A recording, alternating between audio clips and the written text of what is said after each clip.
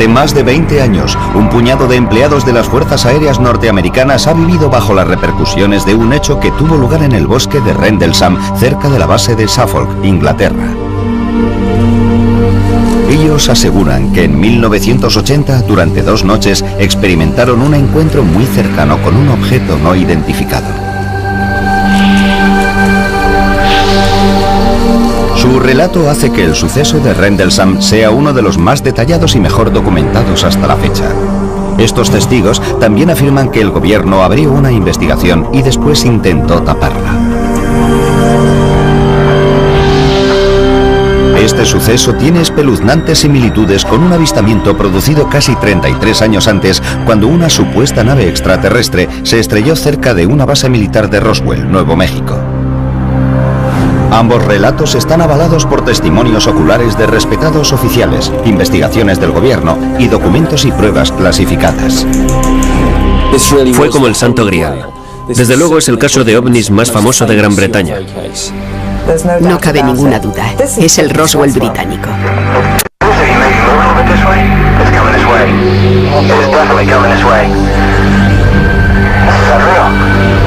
¿Qué fue lo que realmente sucedió en el bosque que rodea las bases aéreas de Woodbridge Bentwaters en diciembre de 1980?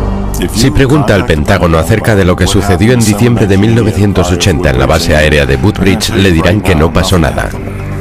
La gente tiene que salir y contar algo. Sucedió y fue auténtico. Alguien más estuvo en el bosque de Rendlesham en 1980. El Roswell británico. Esta es la base de las Fuerzas Aéreas Británicas de Bentwaters. Situada a 110 kilómetros al nordeste de Londres, este ahora tranquilo lugar fue en su día una instalación militar altamente sofisticada. La función básica de las dos bases era ayudar a la OTAN en caso de que se produjera una guerra en Europa. Podíamos actuar y movilizar a nuestros A-10 para apoyar cualquier maniobra de guerra que nos ordenaran realizar. En 1980, con la Guerra Fría en pleno apogeo, las bases aéreas de Bentwaters y la cercana Woodbridge son mantenidas por unos 12.000 empleados de las Fuerzas Aéreas estadounidenses. Es uno de los complejos de la OTAN más grandes de Europa. Pero la zona, rodeada por el denso bosque de Rendlesham, oculta un secreto. Este fue el lugar de almacenamiento de armas secreto de Bentwaters. Lo que se custodiaba aquí es oficialmente confidencial, pero tanto los investigadores como los observadores coinciden en que bajo estos búnkeres de hormigón se guardaba un arsenal nuclear. Aquellos búnkeres subterráneos de alta seguridad, con capas alternativas de acero, hormigón, tierra, acero, hormigón y tierra, contenían cerca de 300.000 kilotones de potencia nuclear. Los aviadores norteamericanos que trabajan en esta base están altamente cualificados. Están entrenados para enfrentarse a situaciones de vida o muerte con serenidad. Y esto es lo que hace que los hechos de Rendlesham sean aún más extraños, porque lo que estos intrépidos hombres vieron la noche de Navidad de 1980 les hizo temblar de miedo. Son las 3 de la madrugada. El piloto John Burroughs patrulla por la entrada este de la base aérea de Woodbridge, una de sus tareas habituales como policía de seguridad. Seguridad se encargaba de las pistas, el almacenamiento de armas y cosas así. Controlábamos la entrada a la base. Este joven de 20 años de edad lleva casi 2 en las Fuerzas Aéreas y ha estado destinado en Bentwaters durante casi año y medio. Hoy apenas hay mucho más que contemplar que las estrellas en el cielo. Hacía bastante frío. La noche estaba muy despejada, apenas había nubes, pero sí había un poco de niebla. Mientras camina, Bud, su superior, se acerca en un vehículo. Me siguió un trecho y me dijo que diéramos una vuelta. Los hombres se dirigen hacia el bosque de Rendlesham. De pronto, el sargento Stephens observa una extraña luz entre los árboles lejos de la carretera. Y dijo, vaya, ¿es eso normal? Yo miré hacia afuera y había un resplandor muy curioso en el bosque. Le dije, no, eso no es normal. Burroughs no las tiene todas consigo. Teníamos una sensación de peligro, de que algo no iba bien. Había diferentes luces de colores que parpadeaban intermitentemente. Alarmados, los hombres regresan apresuradamente a la base para llamar a la sala de control desde un teléfono seguro. no quieren transmitir esta información por sus emisoras de radio. Ante la insistencia de Burrows, la llamada es trasladada al control central de seguridad de la base. El comandante que está al mando envía al sargento Jim Penniston, de 26 años, al lugar. Penniston es policía de seguridad de las Fuerzas Aéreas desde hace 7 años. Me dijeron que tenía que acudir a la entrada sur porque había un problema. Yo pregunté qué tipo de problema y él me dijo, prefiero que el vigilante que está allí se lo cuente. Y yo respondí, bueno, ¿no puede esperar? No, tiene que ir allí inmediatamente. En pocos minutos, Penniston y su chofer llegan a la entrada este. Burrows y Stephens dirigen su atención hacia el bosque. Vi unas luces multicolores, amarillas y rojas. Estarían a unos 200 o 300 metros. A simple vista parecía que se había estrellado un avión. Ese color tiene el titanio y el carburante cuando arden. Penniston vuelve a llamar a Seguridad Central y obtiene permiso para investigar un posible accidente de aviación. Si se trataba de un accidente, podíamos acudir a prestar ayuda y establecer un cordón de seguridad. Siguiendo el procedimiento habitual, el sargento Penniston intenta recopilar toda la información de Bud Stephens. Yo le pregunté, bueno, ¿has oído cómo se ha estrellado, Bud? Y él me dijo, no, no se ha estrellado, ha aterrizado. Stephens está demasiado asustado para colaborar en la investigación. Regresa a su puesto mientras Burrows y Penniston continúan sin él. Poco después, salen rápidamente con el chofer y se dirigen hacia la misteriosa luz. Cuando la espesura les impide avanzar con el vehículo, Burrows y Penniston siguen a pie. Caminan unos 50 metros y perciben fuertes interferencias en sus radios. Cuanto más nos adentrábamos en el bosque, más interferencias había y más nos costaba mantener el contacto. De pronto, el sargento Penniston nota una descarga eléctrica en el aire. No era la primera vez que estaba en una situación apurada y ya conocía esa sensación de adrenalina. Pero esto era algo diferente. Se notaba en la ropa, en la cara, en el pelo. Cuanto más se acercan a la luz, menos parece un accidente. No olía a humo. Estaba demasiado tranquilo. Tan solo parecía una bola de luz. Llegamos hasta un claro del bosque y allí estaba. Era como una luz brillante que iluminaba toda la zona. Era casi cegadora. El sargento Penniston se acerca a casi 1 metro del objeto y la luz se apaga un poco. Mientras su vista se adapta a la iluminación, le cuesta comprender lo que está viendo. Me considero una persona racional. Quería una explicación racional a lo que estaba pasando, pero no la encontraba. Penniston saca unas fotografías con su cámara militar. El objeto tenía forma triangular. Mediría unos 3 metros de ancho y 2,5 de alto. No podía distinguir la parte trasera de la delantera. No tenía motores por ninguna parte, ni cabina de piloto, ni nada por el estilo. El exterior del objeto era completamente liso. Entonces da una vuelta alrededor del objeto y apunta su descripción en un cuaderno. Estas son las notas que escribió aquella noche. Superficie de tipo desconocido. Identidad desconocida. No presenta tren de aterrizaje. No emite ningún sonido, pero parece estar en funcionamiento. La letra de Penniston cambia apreciablemente al acercarse al objeto.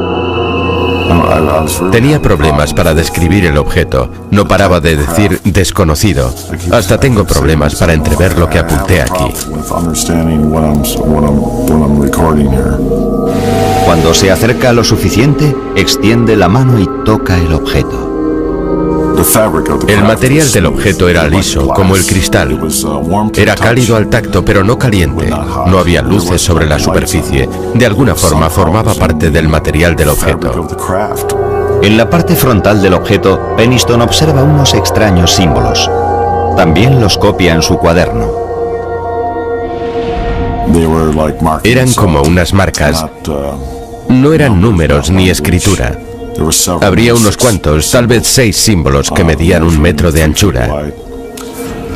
Yo no había sido entrenado para aquella experiencia. De pronto, el objeto emite una luz cegadora. los hombres se ponen a cubierto. Entonces el objeto, o lo que fuese, se elevó y se alejó por encima de los árboles. La velocidad del objeto que se alejaba de la zona fue... La mejor manera de describirla sería en un abrir y cerrar de ojos.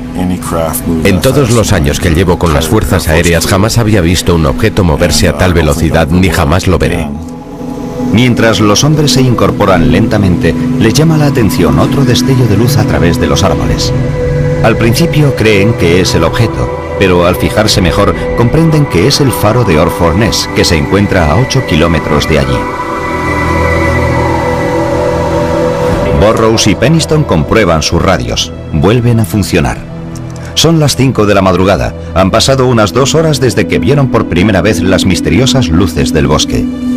Contactan con Seguridad Central y su comandante les ordena que se reúnan con un equipo de seguridad en la entrada este. Estábamos como, ¿y ahora qué decimos? No podíamos explicar lo que habíamos visto. Un poco más tarde, aquella misma mañana, los hombres son llevados a prestar declaración. Penniston se muestra reacio a dar a conocer todo lo que ha presenciado. Dar detalles de lo que nos había pasado no habría sido bueno para nuestra carrera profesional. Fui al despacho del comandante junto a Burrows y dimos un informe más o menos aséptico de lo que nos había sucedido aquella noche. Después del informe, Penniston asegura que el comandante les dio una velada advertencia. Caballeros, dijo, el proyecto Blue Book finalizó en 1969. A veces es mejor dejar en paz ciertas cosas. Proyecto Blue Book era el nombre en clave de una polémica unidad de investigación sobre ovnis de las Fuerzas Aéreas de los Estados Unidos. Antes de ser disuelta, su objetivo era averiguar si los ovnis eran una posible amenaza para la seguridad nacional. Pese a las advertencias de su comandante, el sargento Penniston no puede quitarse de la cabeza aquel extraño encuentro. Volví a mi casa y no pude pegar ojo. Me quedé sentado en el salón durante 2 o 3 horas y al final pensé, tengo que volver allá. Regresa al lugar provisto de una cantidad de yeso blanco. Su idea consiste en tomar moldes de cualquier rastro dejado por el objeto. No estaba dispuesto a marcharme de allí sin obtener respuesta. Quería algo tangible. Detecta 3 huellas circulares en posición simétrica sobre el terreno. Tienen varios centímetros de profundidad y están a 3 metros de distancia. La distancia de separación entre las huellas era idéntica. Tendrían entre 5 y 7 centímetros de grosor. Estos son los moldes elaborados por Penniston un día después de los hechos. Está convencido de que son las marcas dejadas por el objeto al aterrizar sobre el terreno. Decide no mostrárselas a sus superiores. Junto con sus anotaciones y el carrete de fotos, el sargento dispone de 3 moldes de yeso para avalar su relato. Pero las pruebas físicas de Penniston no resuelven el misterio de Rendlesham. Tan solo 2 noches después, el ovni regresa. Esta vez, el comandante adjunto de la base realiza un informe espeluznante sobre su propio encuentro.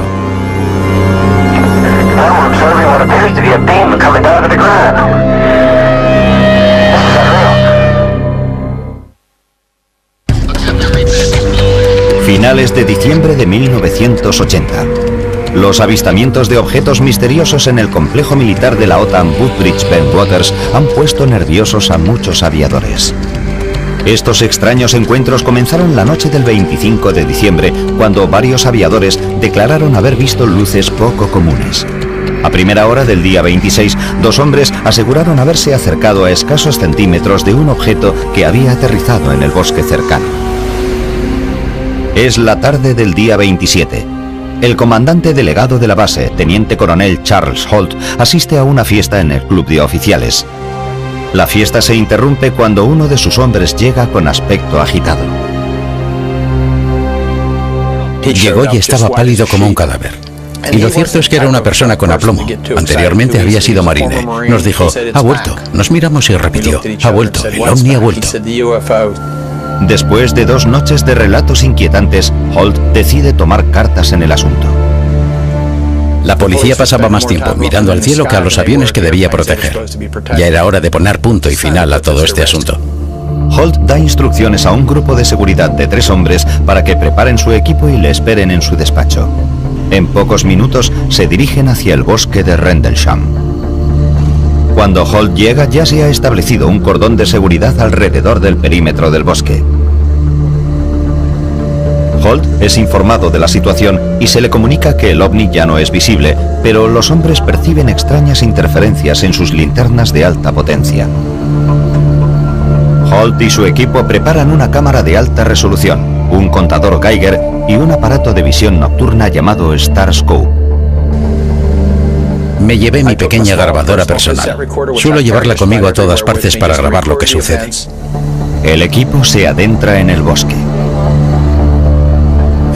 Estaba dispuesto a investigar y demostrar que todo tenía una explicación razonable y sencilla. Esta es la grabación que Holt realizó aquella noche.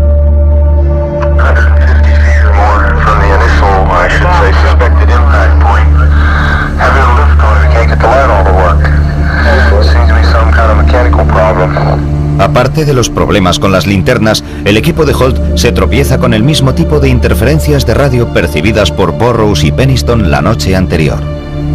Están caminando por la zona donde Burroughs y Penniston aseguran haber visto el misterioso objeto cuando Holt repara en varias grietas en el tronco de algunos árboles.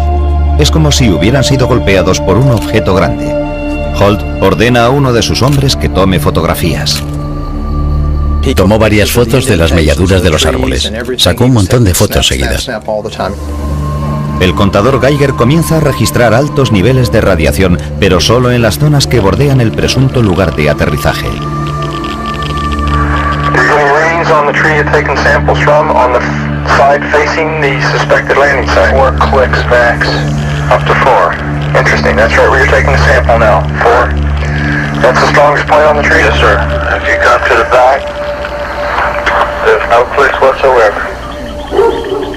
De pronto, unos sonidos hacen vibrar el bosque.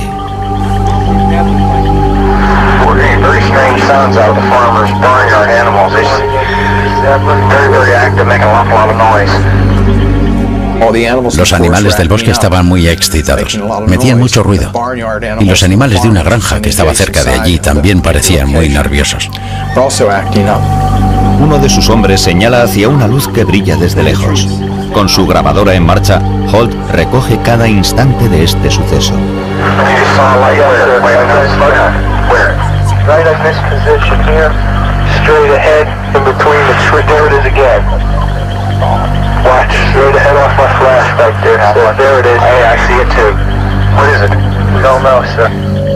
Vimos un objeto rojo y brillante. Parecía un ojo. Sería la mejor descripción. Era rojo brillante y tenía un centro oscuro. Parecía estar parpadeando.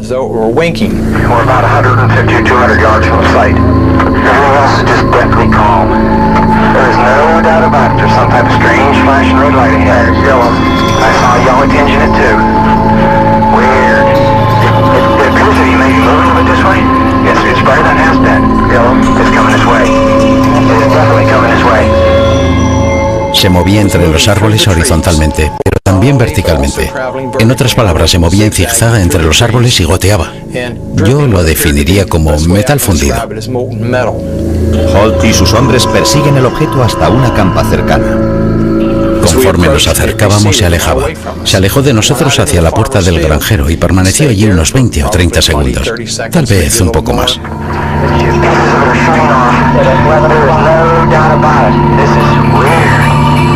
De repente explotó silenciosamente en multitud de objetos blancos, de modo que nos acercamos a la huerta y buscamos sobre el terreno marcas de quemaduras o pruebas, o cualquier cosa procedente del objeto.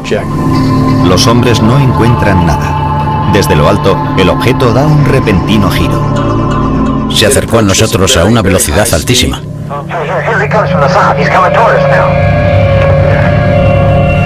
Se detuvo sobre nuestras cabezas y nos envió un rayo. Yo lo definiría como un rayo láser.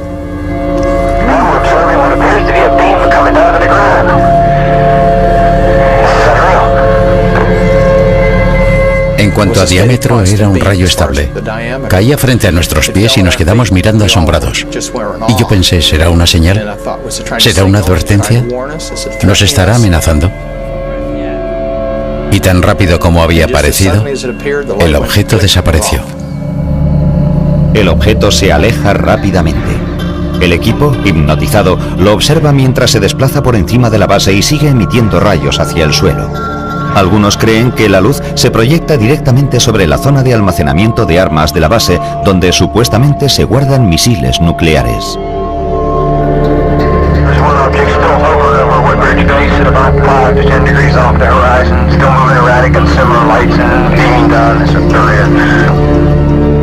En este momento, la cinta de la grabadora se acaba. El objeto sigue volando en la distancia, pero Holt y su equipo no saben qué hacer. No existe un protocolo para lo que acaban de presenciar. Desconcertados y cansados, los hombres regresan a la base. El aviador John Burroughs, que había visto el ovni 2 noches antes, llega al lugar junto con el sargento Adrián Bustinza. A Burroughs le preocupa el comportamiento de los hombres que regresan del bosque. Se sentían extraños, no lo sabría decir. Estaban alterados. Tras una breve conversación, Burroughs descubre una luz azulada que brilla en la misma zona que Halt acaba de examinar. El aviador está decidido a seguir investigando. Empecé a insistirle: vamos, coronel, déjeme salir a ver, quiero ver lo que es. Al final me dio autorización y Bustinza y yo fuimos allá a observar con más detenimiento. Los hombres avanzan hacia el extraño resplandor azul. Sube la adrenalina y Burroughs empieza a correr. Al acercarme a lo que quiera que fuese, de repente desapareció. El terreno queda en penumbra. Los aviadores están asustados y confusos. Sencillamente desapareció. Yo me quedé en medio del campo, no había nada. Burroughs se dirige a Bustinza con incredulidad. Me dice: ¿qué le ha pasado? Y yo: no sé de qué me habla. Y él: usted estaba como envuelto en la luz. Era como si usted estuviera ahí de pie. De repente queda envuelto en la luz y desaparece. Burroughs y Bustinza regresan a la base. El segundo encuentro de Burroughs con la extraña luz le deja sumido en un mar de dudas. Lo que no saben es que se ha puesto en marcha una investigación secreta de varias agencias del gobierno. Los hombres aseguran que al volver a la base aquella noche se tropezaron con una conspiración del gobierno.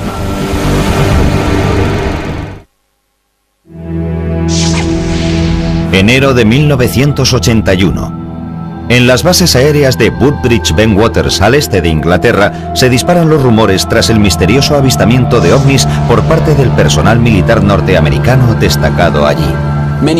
Muchos de ellos llevaban años de servicio, eran testigos muy bien entrenados, no es que hubieran aparecido la víspera así como así. La consiguiente investigación militar sigue siendo motivo de polémica hoy en día. Aquellos que aseguraron haber visto el ovni creen que los militares estaban más interesados en controlar el daño que en saber la verdad. Lo que hizo nuestro gobierno a estas personas por mantener la discreción es vergonzoso. Según estos aviadores, pronto se convirtieron en parte involuntaria de una coartada del gobierno. Al principio, la investigación se realiza siguiendo el procedimiento militar habitual.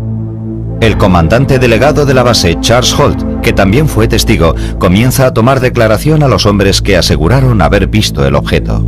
No tenía otra opción. No podía pasarlo por alto. Había demasiados testigos y demasiada gente en diferentes lugares.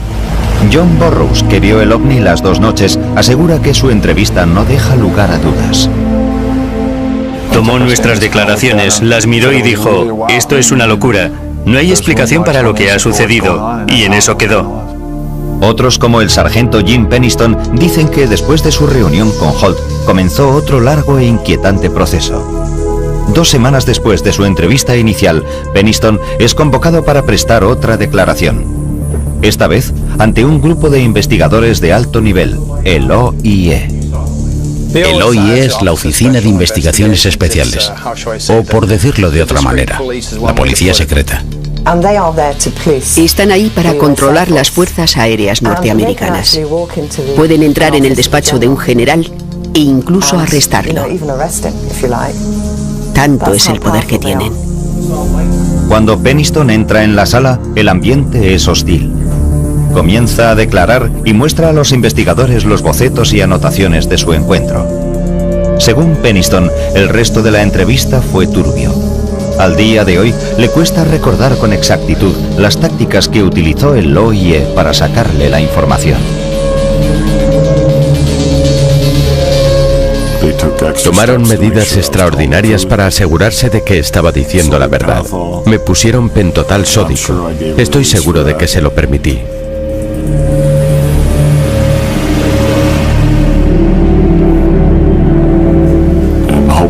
Esperaba que creyeran que lo que decía era la verdad. Pienso que les di mi permiso para que lo hicieran.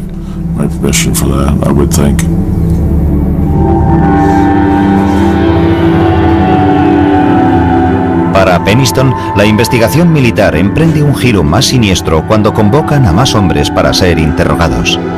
Poco después de los hechos, el sargento Adrián Bustinza, que había acompañado a John Burroughs al campo, es conducido a una habitación en el sótano de la base para ser interrogado.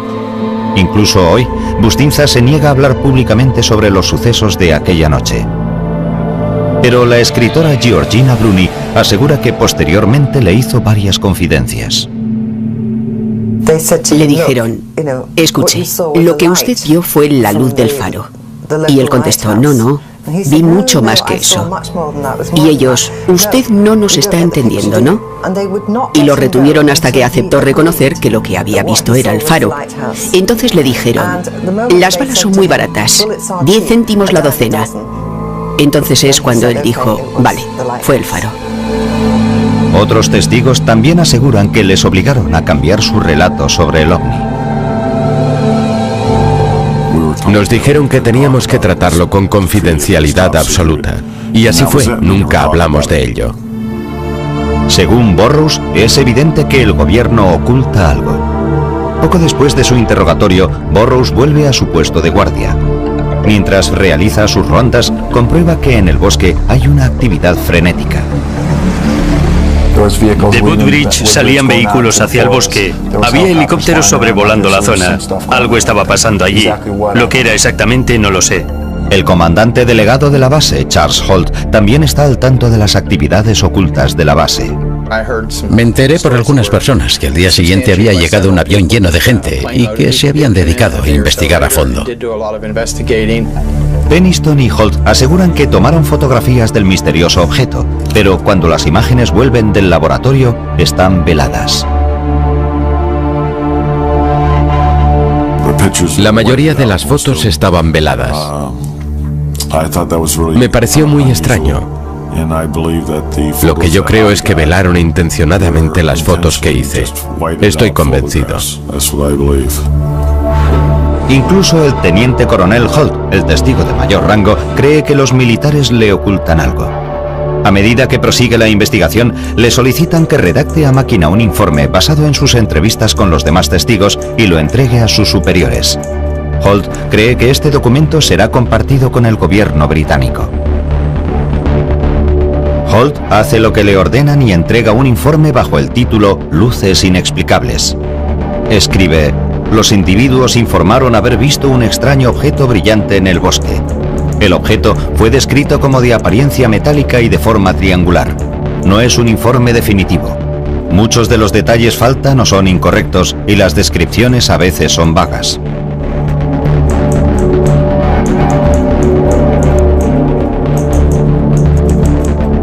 El informe no estaba pensado para uso público. Estaba destinado al Ministerio de Defensa para que se involucraran en una investigación a fondo.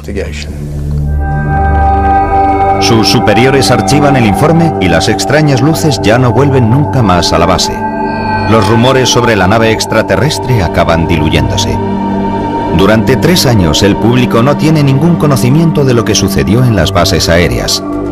Pero en 1983 aparece un nuevo testigo con sorprendentes declaraciones acerca de un encuentro con un ovni. El misterio de Rendlesham se vuelve más profundo.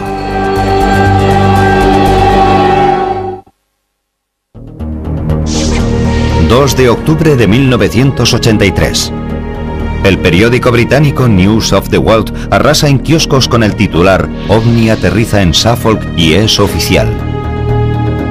En el artículo se asegura que a finales de diciembre de 1980, un misterioso objeto impulsado por control inteligente invadió los cielos sobre la base aérea de Woodbridge Bentwaters.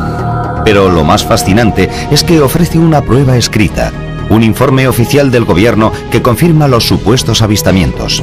El documento había sido redactado por uno de los hombres que observaron el misterioso objeto, el comandante delegado de la base, Charles Holt. Emisoras de radio, cadenas de televisión, incluso la alemana y la japonesa. La zona estaba invadida por gente que quería conocer el verdadero relato. Desde aquel momento, toda la prensa del Reino Unido se hizo eco de esta historia durante una semana. El informe, titulado Luces Inexplicables, ofrece una breve descripción de los encuentros de finales de diciembre. En él se incluye la descripción realizada por Penniston de un extraño objeto que maniobraba entre los árboles, así como el relato de Holt sobre una luz roja parecida al sol en el cielo nocturno. Pero, ¿cómo se filtró esta historia al público? El documento, conocido como Informe Holt, salió a la luz a través de Larry Warren, un antiguo policía de seguridad de Waters. Su explicación es contundente. Quise forzar la situación para que se supiera todo. Él fue quien sacó a la luz pública este asunto. Fue a cuenta de la Ley de Libertad de Prensa que se desclasificó el llamado Informe Holt. Se divulgó esta información concreta. Y en cuanto se conoció aquel papel, ya no hubo forma de pararlo. Warren recibió por igual elogios y críticas por su franqueza. La historia que cuenta empieza como otras, pero el final es bastante más extraño. A finales de 1980, Warren era un policía de seguridad de 19 años destinado en Bentwaters. Según Warren, tras la medianoche del 29 de diciembre fue relevado del puesto y le ordenaron ayudar al coronel Holt en su investigación. Al llegar al claro del bosque, observa un grupo de militares que rodean un objeto brillante. El objeto estaba posado en el terreno. Parecía de una película de ciencia ficción, pero había algo vivo en ello. No tenía puertas ni ventanas. Era un objeto que cambiaba continuamente. Al acercarse a pocos metros del objeto, Warren dice que presenció una visión extraordinaria. Había varios oficiales y aviadores de cara al objeto y 3 pequeños seres brillantes de pie en la luz. Lo que él y los demás hombres observan en las cercanías son 3 figuras humanoides. Eran figuras independientes y daba la impresión de que fueran niños. Warren se da cuenta de que el oficial más antiguo empieza a comunicarse con los seres. Los cargos más antiguos parecían estar siguiendo un protocolo. Era como un procedimiento habitual. Warren es arrastrado lejos de la zona. No se le ofrece ninguna explicación de lo que acaba de ver. Al día siguiente, según sus palabras, es conducido a una sala con otros testigos para declarar. Recuerda un proyector de cine y 3 hombres trajeados. Nos mostraron varias películas de actividad militar ovni. Me imagino que serían de los años 40. Al igual que los demás testigos, Warren dice que cuanto más avanza el interrogatorio, más confusos son sus recuerdos. Lo siguiente que sucedió es como una serie de imágenes sin sentido. Warren recuerda que fue llevado contra su voluntad por unos hombres vestidos de negro que lo condujeron a un lugar subterráneo de la base. Recuerdo que me colocaron sobre una mesa. Había gente que me hablaba. Detrás había médicos y gente de las fuerzas aéreas. Tengo la imagen de una especie de cantina. Yo intentaba comer algo y estaba solo a la mesa. Son imágenes.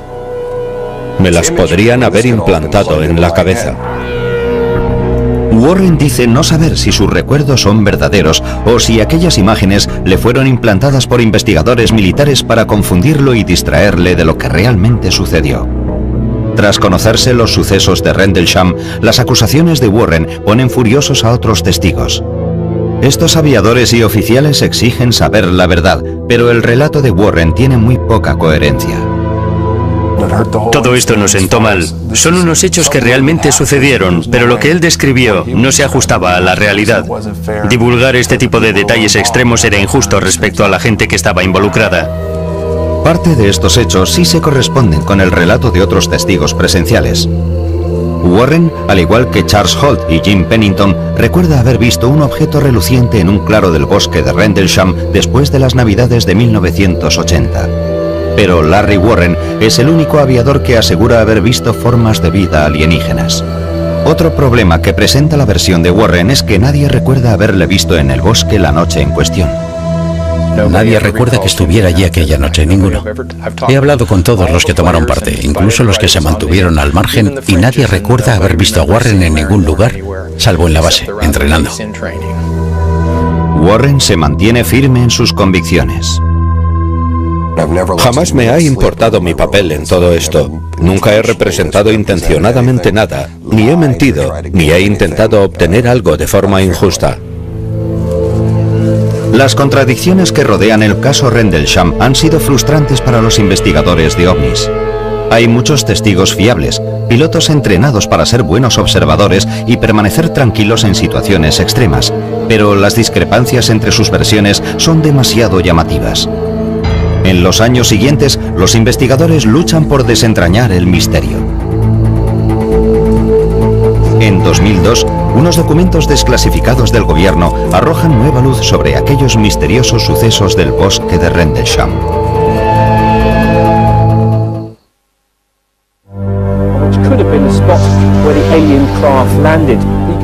Desde 1983, el caso Rendlesham ha acaparado la atención de todo el mundo, pero hasta la fecha de hoy sigue sin haber una explicación para lo que el personal de las Fuerzas Aéreas norteamericanas aseguró haber visto en el bosque y los cielos de Suffolk, Inglaterra. Algunos expertos que han revisado los informes de las extrañas luces y la nave brillante han llegado a la conclusión de que se trata de una simple ilusión óptica. James McGaha, general retirado de las Fuerzas Aéreas, se enteró por casualidad. Oí hablar del caso de Rendlesham por primera vez en 1983, cuando estuve en la base realizando unas maniobras militares de servicio provisional. En su recorrido descubre que a 8 kilómetros de las bases, a orillas del Mar del Norte, se encuentra el faro de Orford Ness. McGaha cree que los testigos confundieron este faro con un ovni. En una noche fría y oscura de diciembre, el faro proyecta su luz a través de los árboles. Este brillante foco de luz se cuela entre los árboles y puede producir efectos ópticos muy curiosos. La luz se dispersa por los árboles. John Burroughs sí menciona el faro en su primera declaración ante sus superiores. En el informe dice que una vez desaparecidas las misteriosas luces, pensó que el faro era otro objeto, pero rápidamente se dio cuenta de su error. Quiero dejar algo bien claro. Por mucho que alguien quiera distorsionarlo, si se lee el informe, sobre todo el mío, se hace una distinción entre lo que vimos al principio y la luz del faro que vimos posteriormente. En ningún momento de mi declaración pone que creímos que la luz del faro era el objeto. He hecho una exhaustiva investigación en torno a este faro. Podríamos pasar horas discutiéndolo, pero es imposible que la luz de un faro viaje 8 kilómetros entre los árboles y lance rayos sobre el suelo. Definitivamente, no pudo ser el faro. Pero McGaha asegura que hay otra explicación para las luces del cielo que nada tiene que ver con los ovnis. La noche del 25, hacia las 9:30, un satélite Cosmos volvió a entrar en la atmósfera terrestre. Seguramente tendría un aspecto de bola de fuego, como un meteoro muy brillante. Durante casi 20 años, escépticos y creyentes han seguido buscando respuestas. En 2002, en parte gracias a investigadores como Georgina Bruni, el gobierno británico desclasifica una nueva partida de archivos. Los documentos proporcionan nueva información sobre el caso, pero también suscitan nuevos interrogantes. Una cosa sí queda clara. El gobierno británico investigó los misteriosos avistamientos en 1981. Este hecho parece demostrar que los investigadores militares no creían que los avistamientos fueran provocados por un faro o un satélite. Pero los archivos también revelan los puntos débiles de la investigación. Descubrimos que parte de las instalaciones de radar eran defectuosas. Las cámaras no funcionaron la noche en cuestión o tuvieron un problema y no había película. Entonces los investigadores basaron sus pesquisas en el informe escrito original del teniente coronel Charles Holt. En su documento declara que el primer suceso ocurrió el 27 de diciembre, pero en realidad los avistamientos empezaron el 25 de diciembre. El error de Holt ha provocado que los investigadores examinaran las noches equivocadas durante 20 años. Para Nick Pope, oficial del Ministerio de Defensa, es una revelación frustrante. Posiblemente se trataba del suceso ovni más importante que había tenido lugar jamás en suelo británico. Pero no solo las fechas estaban mal, se había perdido un tiempo precioso. Por otra parte, se han apartado muchos de los archivos desclasificados en 2002. Los investigadores confían en que los gobiernos británico y estadounidense faciliten más información, incluyendo las fotografías sacadas por el personal de las Fuerzas Aéreas la noche de los avistamientos. Estas son las únicas imágenes que quedan de la investigación. Muestran a las autoridades examinando el supuesto lugar de aterrizaje, pero no hay rastro de objetos extraños. La postura oficial de las Fuerzas Aéreas norteamericanas es que los sucesos no suponen una amenaza para la seguridad nacional. Para muchos, esta afirmación no es cierta. En la base se guardaban armas nucleares. Los informes de naves no identificadas tendrían que haber despertado la alarma entre los militares.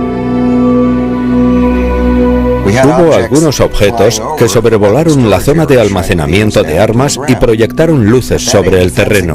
¿Eso no es importante para defensa? Los escépticos se hacen la misma pregunta, pero en sus mentes retumba la respuesta de los militares. Los ovnis no visitaron el bosque de Rendlesham.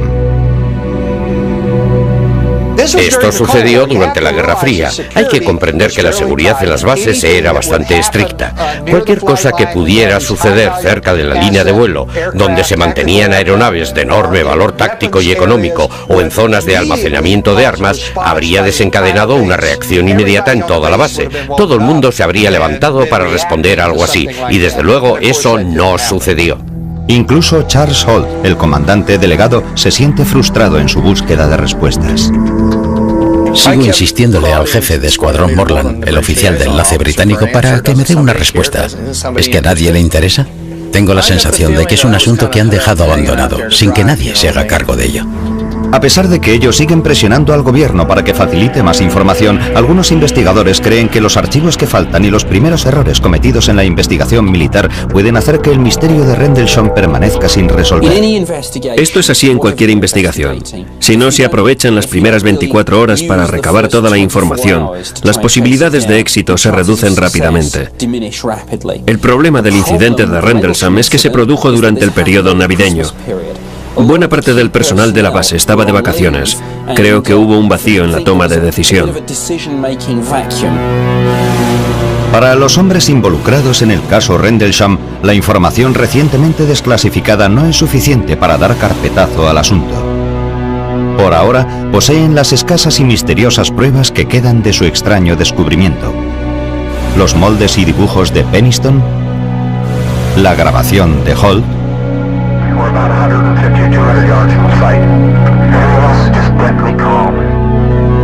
Jim Penniston, Larry Warren y John Burroughs siguen preguntándose por qué el gobierno oculta la verdad. Hay una cadena de mando, hay una cadena de custodia, se guarda registro de todo, y en este caso han hecho como si todo se hubiera volatilizado. Creo que técnicamente nosotros también somos parte de la tapadera, seguramente porque dimos un informe inicial muy aséptico. Como solía decir John Lennon, una conspiración de silencio habla más alto que las palabras. Y eso es un hecho, y mientras pueda, seguiré insistiendo a la gente, y seguiré gritando a los cuatro vientos. Esto es lo que ocurrió. Juzguen por ustedes mismos. En Norteamérica todo el mundo ha oído hablar de Roswell. Aquí solo los investigadores conocen el caso Rendlesham, pero a mí me parece que este caso es mucho más importante que el de Roswell. Podría ser el suceso ovni más grande de todos los tiempos. Merece un lugar destacado, merece ser conocido por el público. La gente todavía me pregunta qué fue lo que pasó. No lo sé. ¿Qué fue? La verdad es que no lo sé. Ni idea.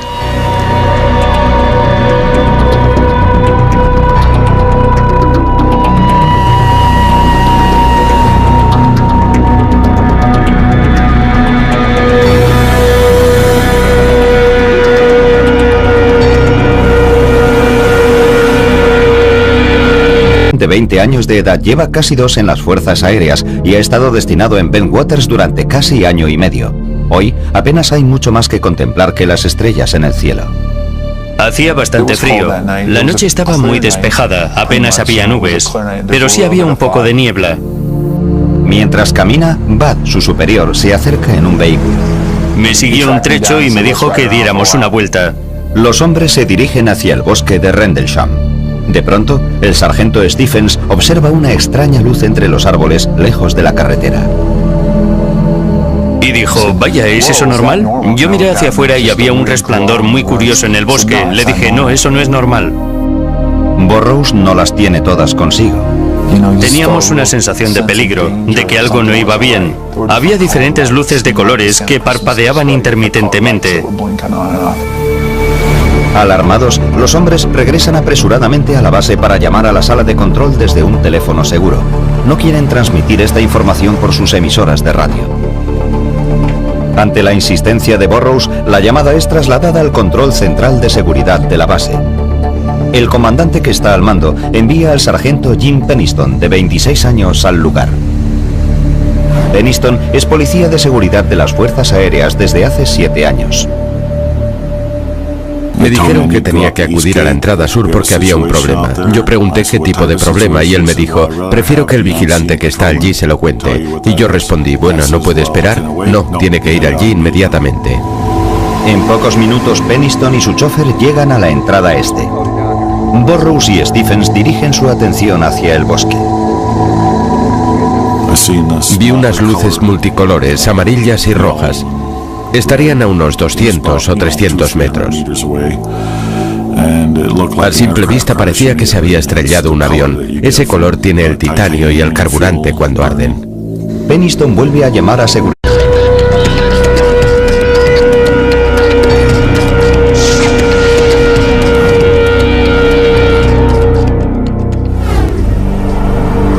Durante más de 20 años, un puñado de empleados de las Fuerzas Aéreas norteamericanas ha vivido bajo las repercusiones de un hecho que tuvo lugar en el bosque de Rendlesham, cerca de la base de Suffolk, Inglaterra.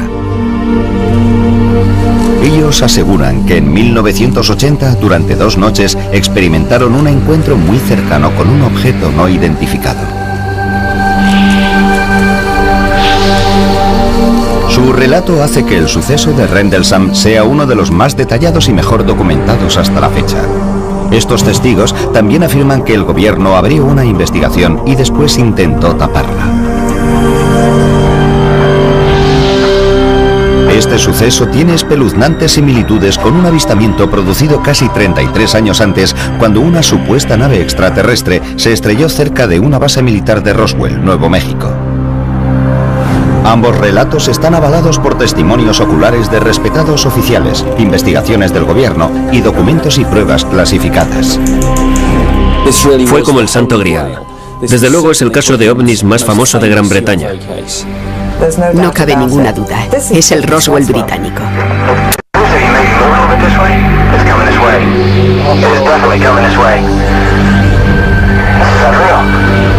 ¿Qué fue lo que realmente sucedió en el bosque que rodea las bases aéreas de Woodbridge Bentwaters en diciembre de 1980?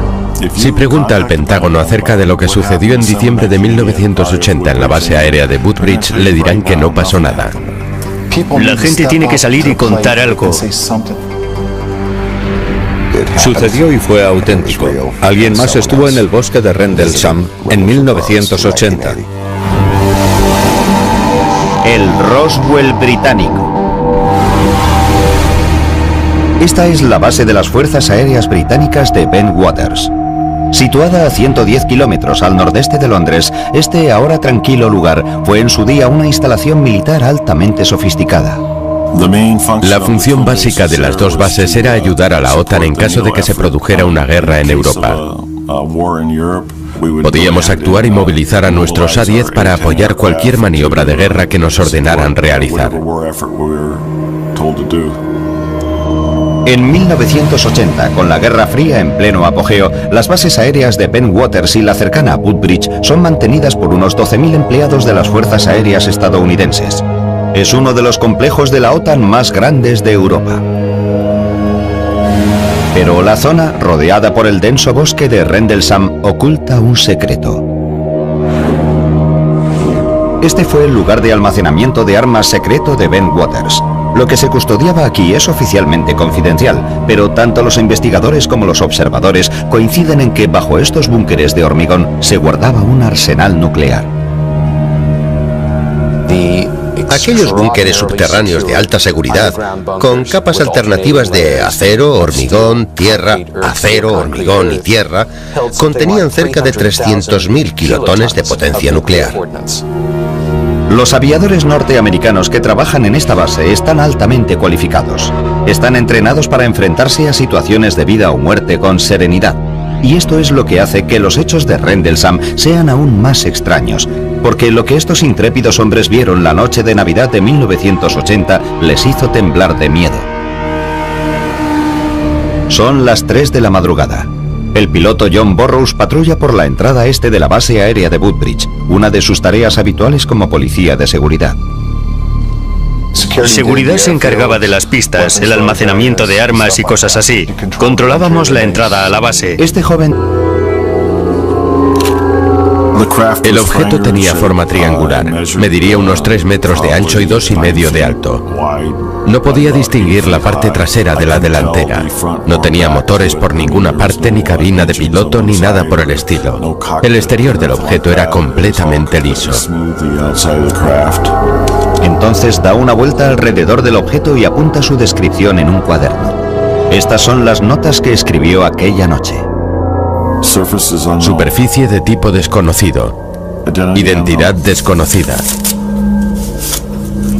No presenta tren de aterrizaje. No emite ningún sonido, pero parece estar en funcionamiento. La letra de Peniston cambia apreciablemente al acercarse al objeto. Tenía problemas para describir el objeto. No paraba de decir desconocido. Hasta tengo problemas para entrever lo que apunté aquí. Cuando se acerca lo suficiente, extiende la mano y toca el objeto. El material del objeto era liso, como el cristal.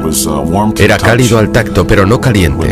No había luces sobre la superficie. De alguna forma formaba parte del material del objeto. En la parte frontal del objeto, Peniston observa unos extraños símbolos. También los copia en su cuaderno. Eran como unas marcas. No eran números ni escritura. Habría unos cuantos, tal vez 6 símbolos que medían 1 metro de anchura. Yo no había sido entrenado para aquella experiencia. De pronto, el objeto emite una luz cegadora. Los hombres se ponen a cubierto. Entonces el objeto, o lo que fuese, se elevó y se alejó por encima de los árboles. La unidad central y obtiene permiso para investigar un posible accidente de aviación. Si se trataba de un accidente, podíamos acudir a prestar ayuda y establecer un cordón de seguridad. Siguiendo el procedimiento habitual, el sargento Peniston intenta recopilar toda la información de Bud Stephens.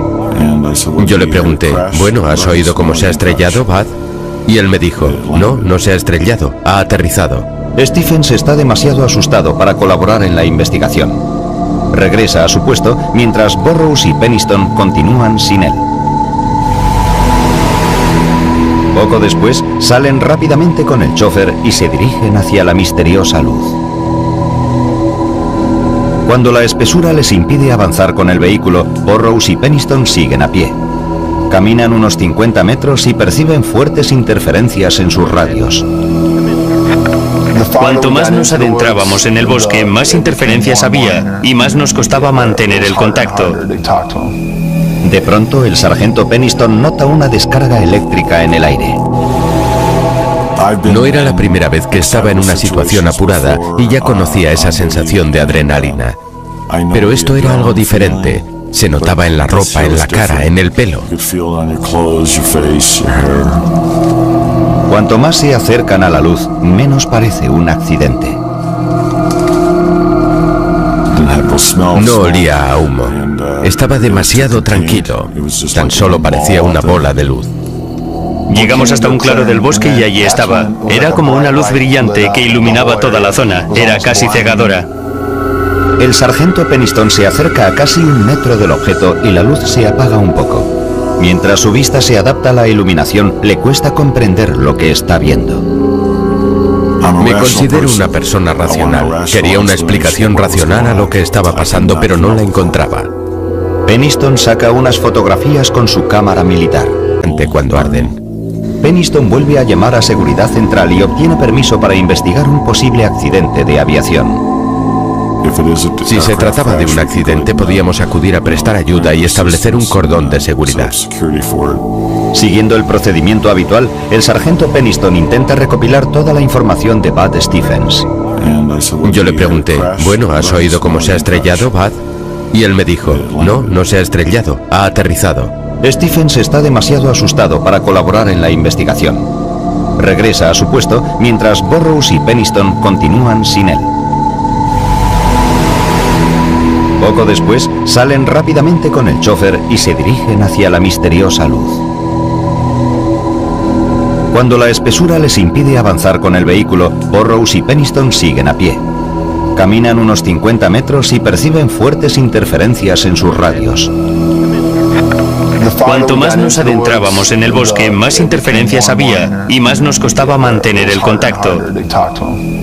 De pronto, el sargento Peniston nota una descarga eléctrica en el aire. No era la primera vez que estaba en una situación apurada y ya conocía esa sensación de adrenalina. Pero esto era algo diferente. Se notaba en la ropa, en la cara, en el pelo. Cuanto más se acercan a la luz, menos parece un accidente. No es confidencial, pero tanto los investigadores como los observadores coinciden en que bajo estos búnkeres de hormigón se guardaba un arsenal nuclear. Aquellos búnkeres subterráneos de alta seguridad, con capas alternativas de acero, hormigón, tierra, acero, hormigón y tierra, contenían cerca de 300.000 kilotones de potencia nuclear. Los aviadores norteamericanos que trabajan en esta base están altamente cualificados. Están entrenados para enfrentarse a situaciones de vida o muerte con serenidad.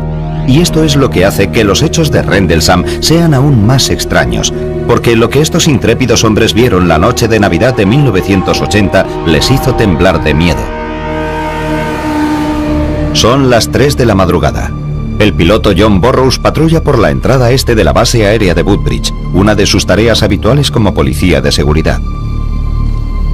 Seguridad se encargaba de las pistas, el almacenamiento de armas y cosas así. Controlábamos la entrada a la base. Este joven de 20 años de edad lleva casi 2 en las fuerzas aéreas y ha estado destinado en Bentwaters durante casi año y medio. Hoy apenas hay mucho más que contemplar que las estrellas en el cielo. Hacía bastante frío. La noche estaba muy despejada, apenas había nubes, pero sí había un poco de niebla. Mientras camina, Bud, su superior, se acerca en un vehículo.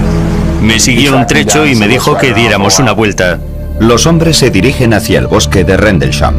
De pronto, ¿qué fue lo que realmente sucedió en el bosque que rodea las bases aéreas de Woodbridge Bentwaters en diciembre de 1980? Si pregunta al Pentágono acerca de lo que sucedió en diciembre de 1980 en la base aérea de Woodbridge, le dirán que no pasó nada. La gente tiene que salir y contar algo. Sucedió y fue auténtico.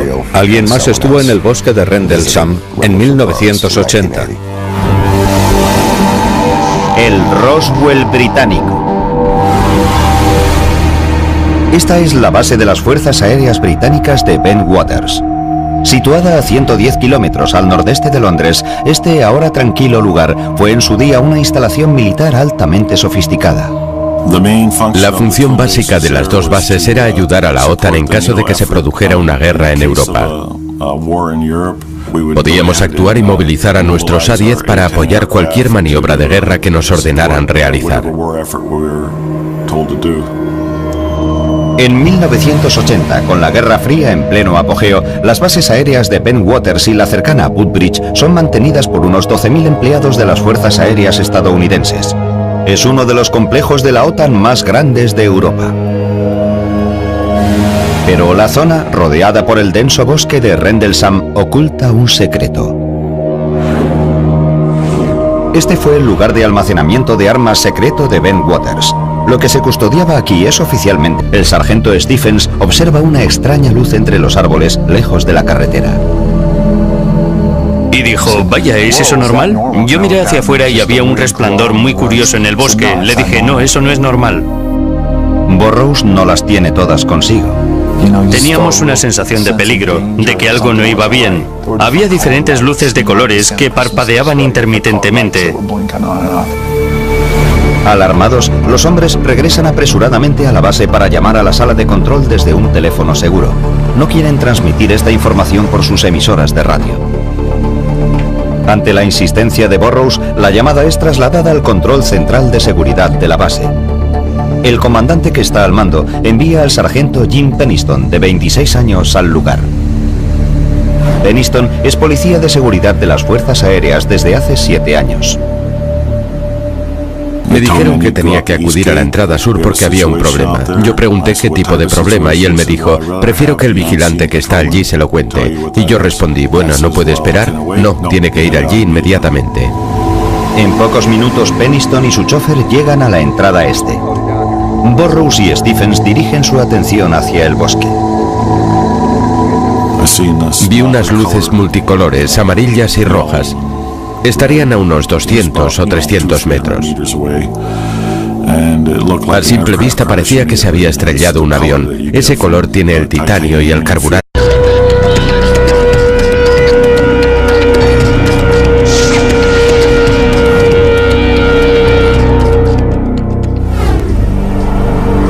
Durante más de 20 años, un puñado de empleados de las Fuerzas Aéreas norteamericanas ha vivido bajo las repercusiones de un hecho que tuvo lugar en el bosque de Rendlesham, cerca de la base de Suffolk, Inglaterra. Ellos aseguran que en 1980, durante 2 noches, experimentaron un encuentro muy cercano con un objeto no identificado. Su relato hace que el suceso de Rendlesham sea uno de los más detallados y mejor documentados hasta la fecha. Estos testigos también afirman que el gobierno abrió una investigación y después intentó taparla. Este suceso tiene espeluznantes similitudes con un avistamiento producido casi 33 años antes, cuando una supuesta nave extraterrestre se estrelló cerca de una base militar de Roswell, Nuevo México. Ambos relatos están avalados por testimonios oculares de respetados oficiales, investigaciones del gobierno y documentos y pruebas clasificadas. Fue como el Santo Grial. Desde luego es el caso de ovnis más famoso de Gran Bretaña. No cabe ninguna duda. Es el Roswell británico.